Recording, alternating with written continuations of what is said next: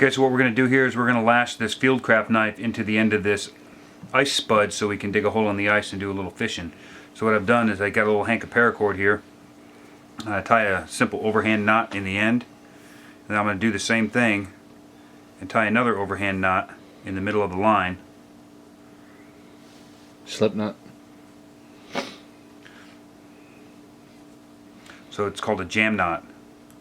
So then I can slip it over all of this and pull it on really tight. And I really want to try and pull until that knot, the first overhand knot, jams itself into the other one. And then I can really lever it against it and tie it on really tight. And then using that, then I'm going to wrap it as tight as I can.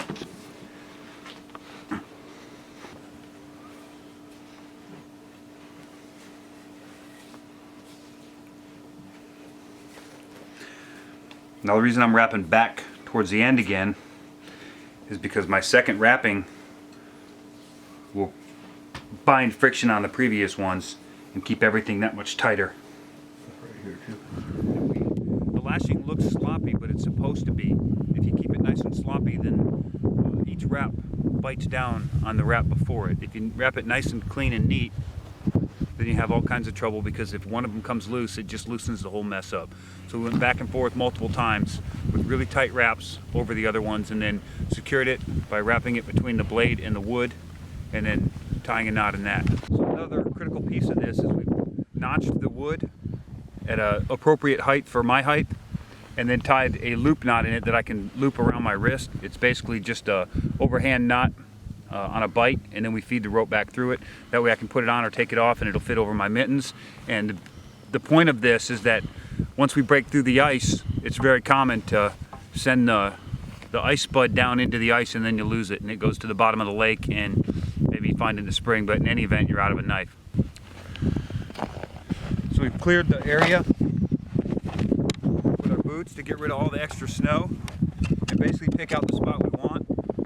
And it's not heavy chiseling, it's just tapping, trying to get pieces of ice out in a circle.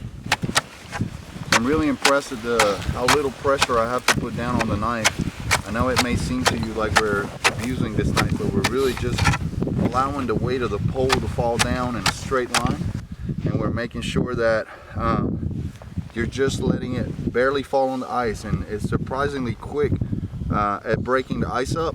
You just continue to scoop it out and keep making your hole to get further down. This method, you actually want to kind of bring it down in almost like a slate cone, undercutting it every time you get a chance to make sure you don't start closing up like a little V. You don't want that. You want this to be able to open up and open up, so you got a big area so we can put our hooks through and be able to get a fish through this hole. You know, out here on the ice, it's really cold. There's nothing to protect you from the wind. And so if you don't have, you know, something like a heavy coat or an anorak or something to block it, you're gonna really feel it. But you know, there's a lot of uses for these ice holes besides fishing. In fact, the Inuit, they would catch polar bears. What they would do is they'd cut a hole in the ice, and then they get those frozen peas. They usually collect them in the spring, and then they would put those peas, those tundra peas, around the outside of the ice hole. And then you know, when the polar bear comes up to take a pee, you kick him in the ice hole. We hit water.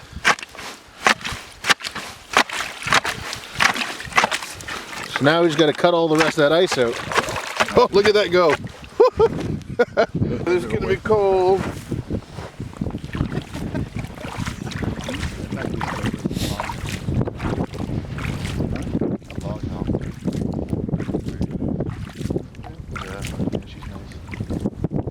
So let's see if it's actually worth our time to go get our fishing gear.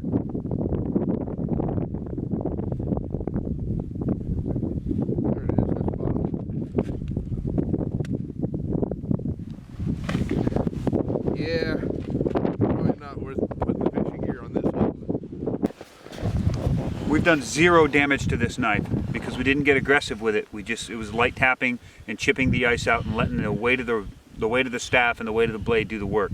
You can do this with the Fieldcraft, you can do it with the Hog, you can do it with the Dragonfly, or any relatively thick full tang blade. as long as you're careful and you let the weight of the materials do the work for you. Look, brother. Okay, hold on. There we go. Apparently penguin.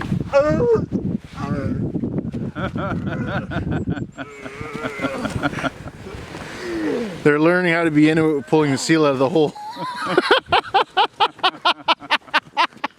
See that? My foot. I gotta be careful, man. There's holes in those cracks. There's holes in the cracks? No, you can break your damn ankle. I know, I'm kind of giggling because you said holes in the cracks. No, it was like a There's hole cracks in the cracks? within the crack. Dude, this is Holes dangerous. in your mom. And now it's the Norseman's turn. I think he's just going to do a running slide. Getting momentum going. I'm getting You're the hell out of the way. Just see if he gets air. Otter slide? You're gonna do it. Don't get hurt right before the trip is over. Dun dun dun dun dun dun dun dun dun dun dun dun dun dun dun dun dun. Look at that butt. Matt's gonna give me the giant spear. No, as I film you go across. Oh, you're gonna film me going across.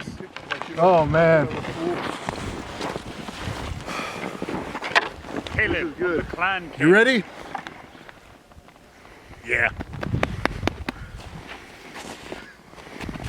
You're boss. Yes, yeah, I did it the Ojibwe